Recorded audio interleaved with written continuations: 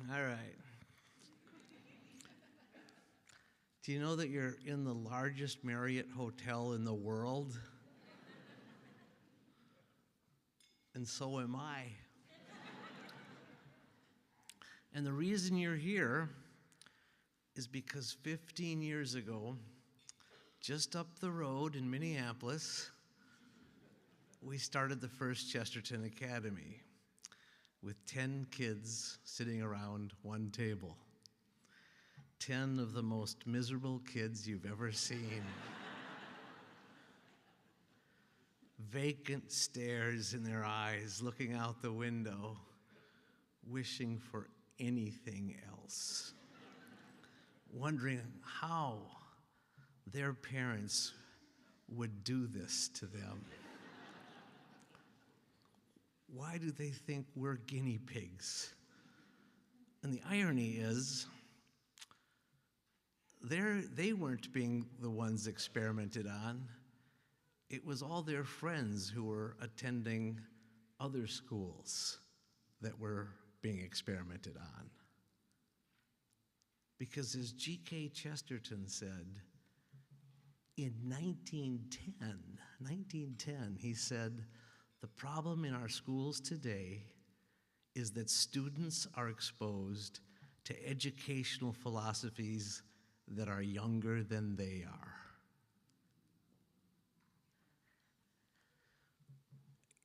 We decided when we started the school that we were going to use a system that we knew already worked. We were done experimenting on our children. We knew we wanted the school to be Catholic and classical, the two things that Brandon mentioned so well in his talk. But also we wanted it to be affordable. We knew that there were schools around that may have offered one of those things, maybe two, but usually just one or none of those things. It's like when you go into a restaurant and you see quality, service, price, pick any two. We wanted all three. And we knew that part of the problem of education is that it wasn't very good. It certainly, we weren't finding a Catholic school that was specifically Catholic, that wasn't doing what all the other schools were doing, but just adding a theology class, and certainly not affordable. And certainly the public school option was the most expensive one because it was costing students their souls. And there's nothing more important than the souls of your children. G.K. Chesterton says, the one thing that is never taught in any of our public schools is this, that there is a whole truth of things, and that in knowing it and speaking it, we are happy. Frank Sheed says if you want your audience to understand anything, you have to say it 3 times. Because the first time you say it, they'll go, well, they'll do what you did right now. They'll go,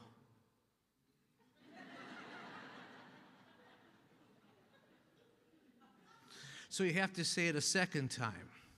And the second time you say it, they'll go, I've heard this somewhere before.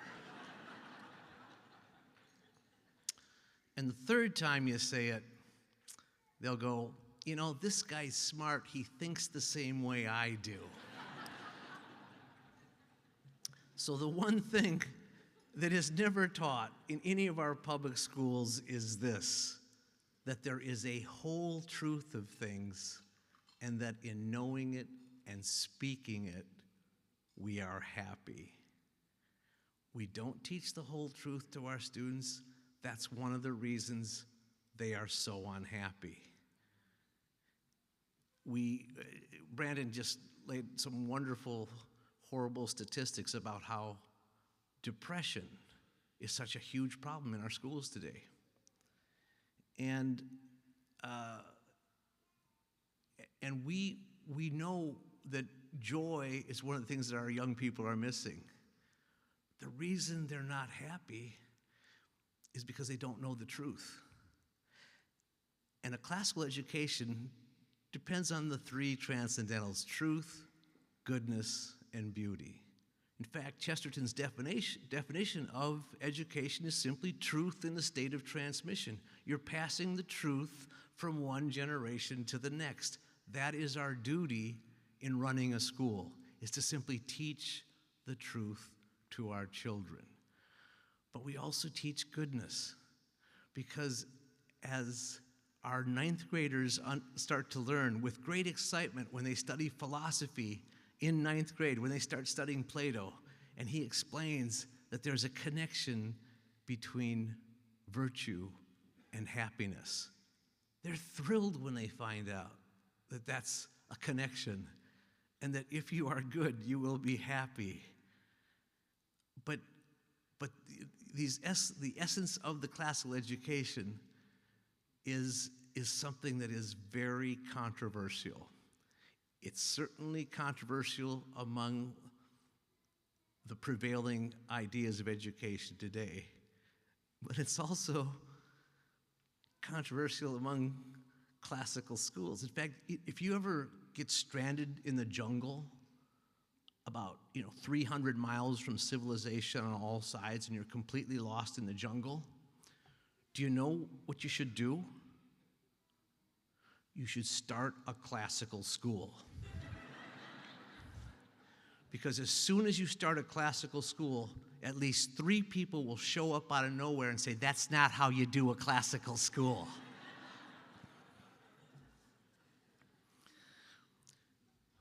We knew we were going to focus on truth, goodness, and beauty.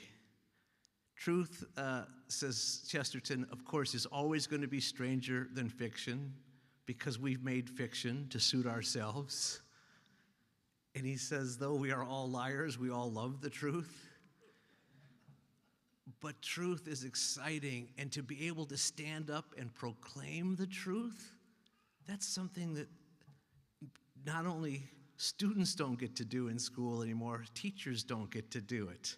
And that's why we don't ever have trouble hiring teachers to teach at a Chesterton Academy, because they are thrilled to be able to teach the truth. And we also have the great advantage of putting those three transcendentals together, because it's not just teaching the truth, it's teaching the students how to express the truth. Because the one thing that is never taught in any of our public schools is this: that there is a whole truth of things, and that in knowing it and speaking it, we are happy. Does that sound familiar at all? Have you heard that at all before, anywhere? And speaking it. Because the other great frustration of our students across the country today and across our culture is they cannot adequately express themselves, because we haven't taught them the fundamentals of the language that we speak and the other ways that we properly express ourselves, which is the arts. And that's why we emphasize beauty in our schools, and we emphasize the arts. We not only teach them how to write and to write well, but how to stand up and speak well, but also how to sing and how to draw and paint.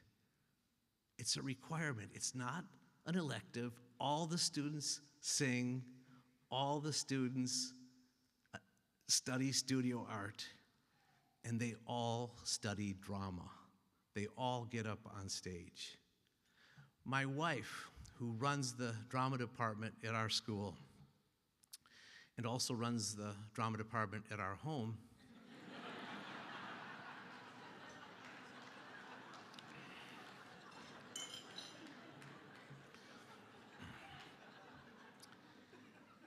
she says that drama is the most Christian of all the arts.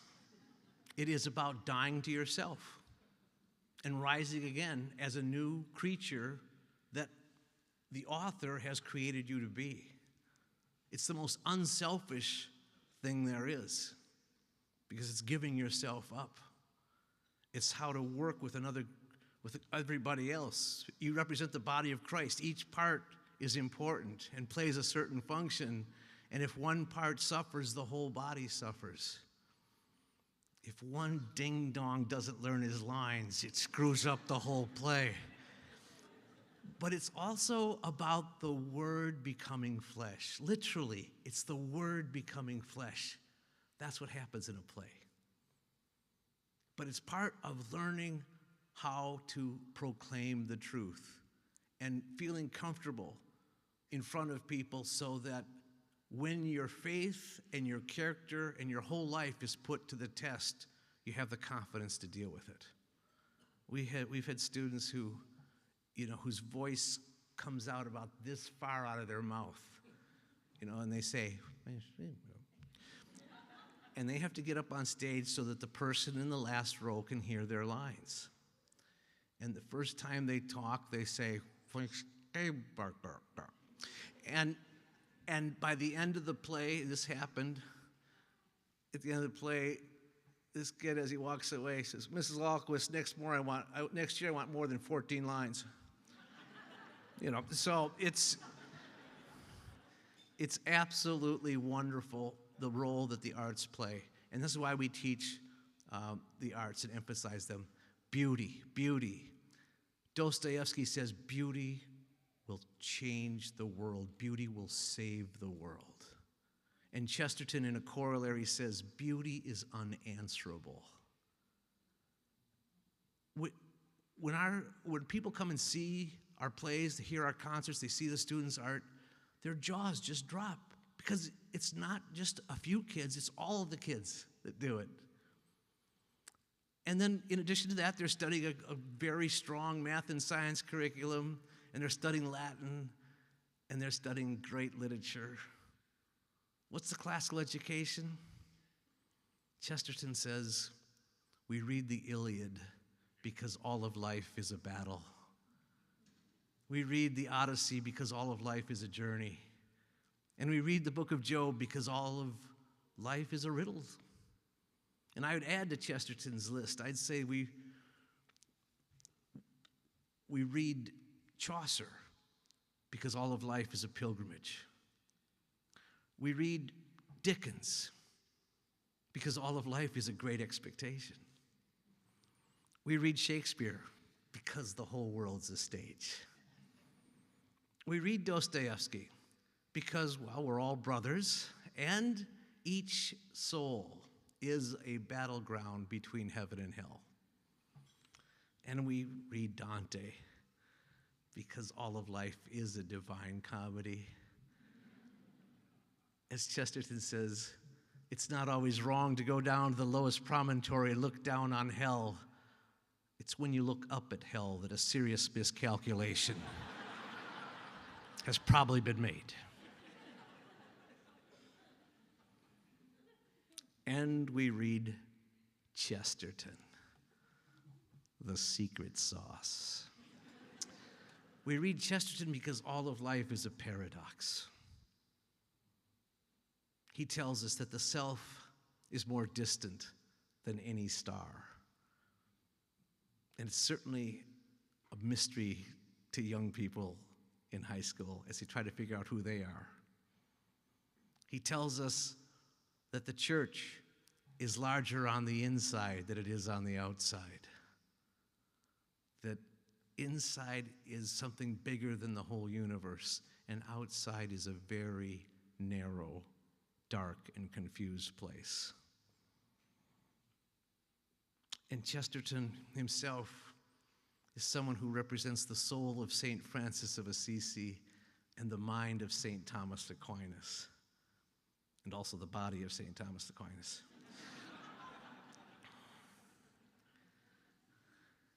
And that's why we do what we do. And we have a model that seems to be working as one school after another is started around the country. I've had the great privilege, my friends, in the last 4 weeks of visiting 5 different cities and speaking to galas in Portland, Oregon, in Salt Lake City, in Omaha, Nebraska, in Wichita Falls, Texas, and here tonight in Orlando. And you could take any group and transplant it with another group from one of those other cities, and it would be the same like-minded people that care about the souls of their children, that care about the future of education, that care about transforming the culture. I mean, I don't know how you guys would do in Utah, but still.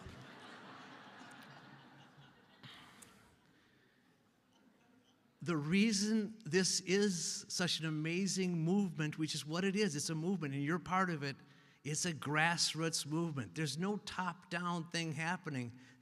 All these schools are being started locally, they're run locally, they're funded locally, and they're changing the world around them locally. And that's the only way we're going to change this culture.